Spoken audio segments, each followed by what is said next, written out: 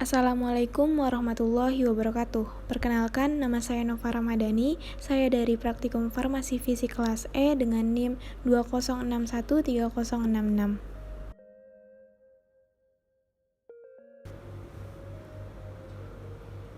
Siapkan 4 gelas yang berisi air.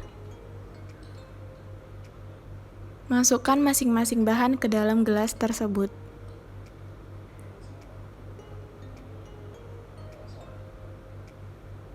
Lalu aduk selama sekitar 1 menit.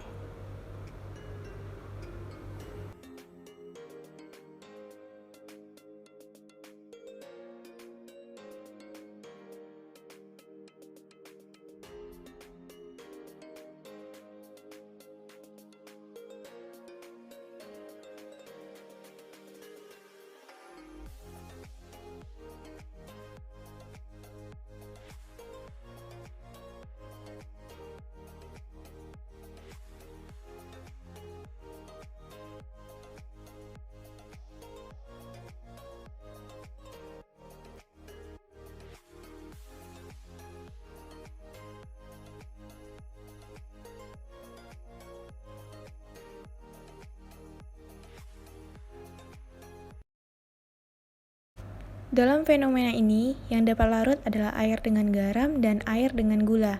Garam merupakan zat yang bersifat ionik. Garam dapat larut karena molekul air menarik sisi ionik dari molekul garam. Jika diaduk terus-menerus, maka tidak akan terlihat lagi. Sebenarnya tidak hilang, melainkan bercampur membentuk larutan. Konsentrasi garam di setiap titik di dalam gelas akan sama. Semakin banyak jumlah pengadukan, maka akan mudah larut.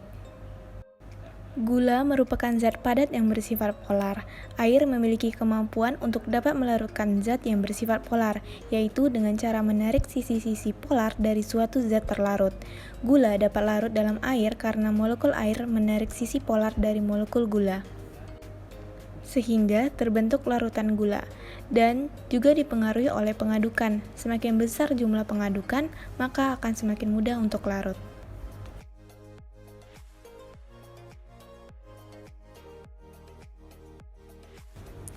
Siapkan gelas yang berisi dengan air biasa, lalu isi gelas dengan sesendok gula.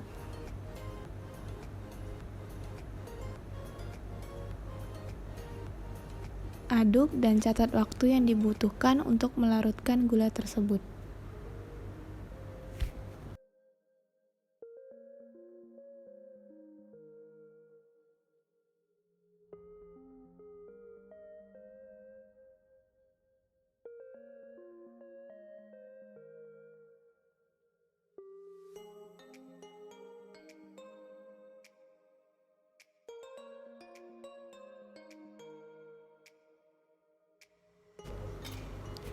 Isi gelas kedua dengan air panas,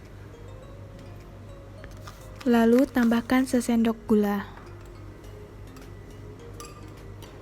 Aduk dan catat waktu yang dibutuhkan untuk melarutkan gula tersebut.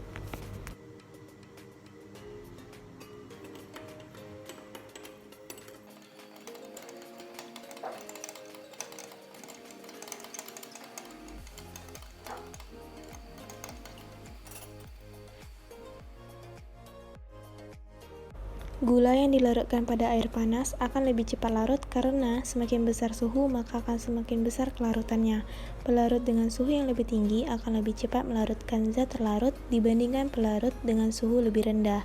Pada saat pemanasan, partikel pada suhu tinggi bergerak lebih cepat. Akibatnya, kontak antara zat terlarut dengan zat pelarut menjadi lebih efektif. Inilah yang menyebabkan mudah larut pada suhu tinggi.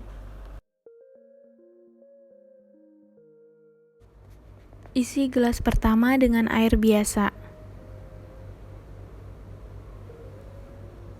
Lalu tambahkan sesendok gula. Aduk dan catat waktu yang dibutuhkan untuk melarutkan gula tersebut.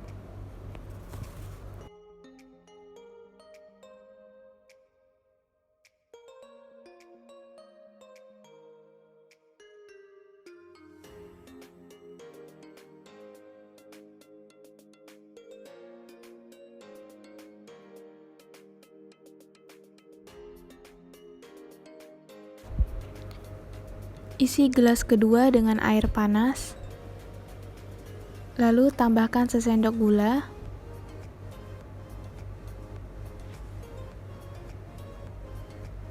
aduk dan catat waktu yang dibutuhkan untuk melarutkan gula tersebut.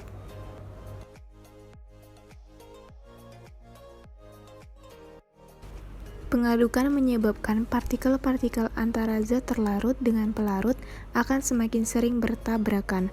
Hal ini menyebabkan proses pelarutan menjadi semakin cepat.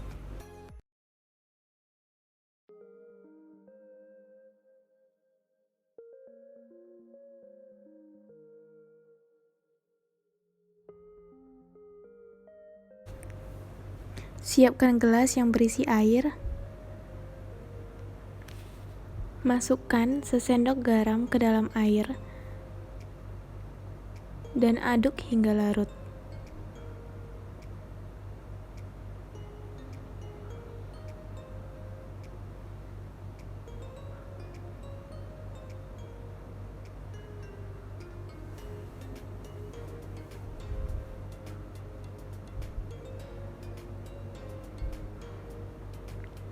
Masukkan lagi sesendok garam ke dalam air dan aduk hingga larut.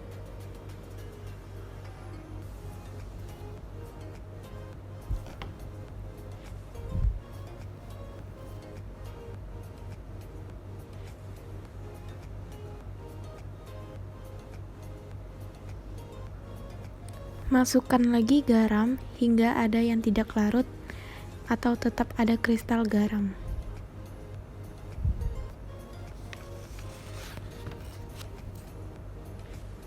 Di sini terlihat garam sudah tidak bisa larut lagi.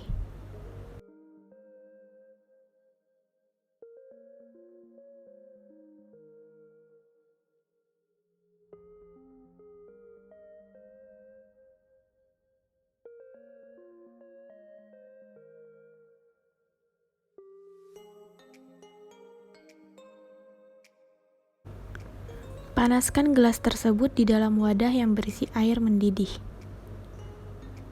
Aduk hingga garam yang tidak larut bisa larut semua.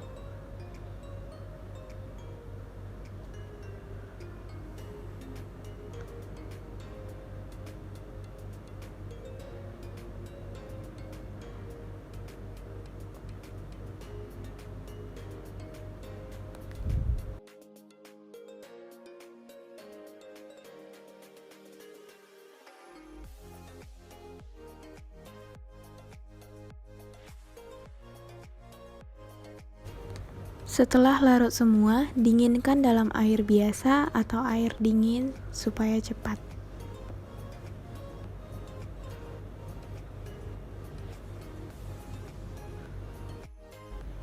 Penambahan garam pada sendok pertama hingga kedua termasuk larutan tak jenuh yang ditandai dengan larutnya semua garam dalam air. Larutan tak jenuh merupakan larutan yang mengandung solut kurang dari yang diperlukan untuk membuat larutan jenuh. Penambahan garam pada sendok ketiga termasuk larutan jenuh, karena garam yang mulai mengendap sebagian. Larutan jenuh merupakan larutan di mana zat terlarutnya telah maksimum pada suhu tertentu. Penambahan garam pada sendok keempat termasuk larutan lewat jenuh karena adanya endapan garam pada air di dalam gelas. Larutan lewat jenuh merupakan suatu larutan yang mengandung zat terlarut dalam konsentrasi lebih banyak daripada yang seharusnya pada temperatur tertentu. Terdapat juga zat larut yang tidak terlarut dalam kos.